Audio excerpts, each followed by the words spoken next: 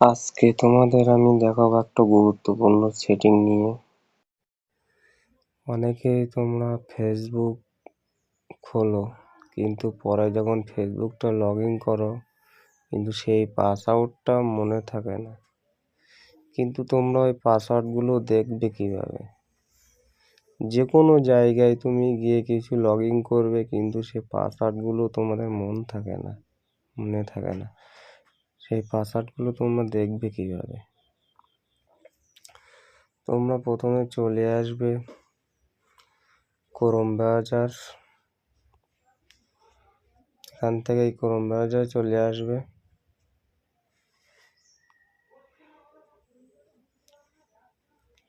Chrome ব্রাউজারের এখান থেকে তোমরা আসবে থ্রি ডটে, এখানে ক্লিক করবে। তোমরা এখান থেকে সেটিংয়ে আসবে,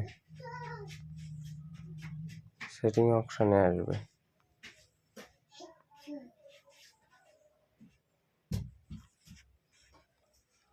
তোমরা একটু নিচে আসবে, নিচে এসে এখানে আসবে গুগল পাসওয়ার্ড ম্যানেজার, এখানে একটা ক্লিক করবে। এখানে যতগুলো ওয়েবসাইটে গিয়ে তুমি লগ ইন করেছো সব পাসওয়ার্ড এখান থেকে শো করবে। তুমি যতগুলো ওয়েবসাইটে আসবে সব পাসওয়ার্ড এখান থেকে শো করবে।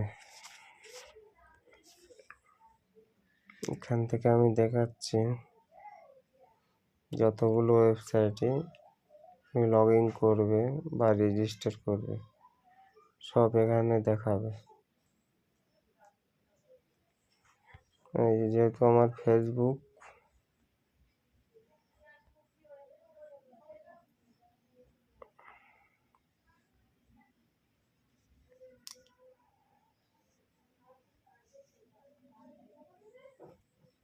আমার ভিডিওটা সবাই ভালোভাবে দেখবে, কেউ স্কিপ করে দেখবে না।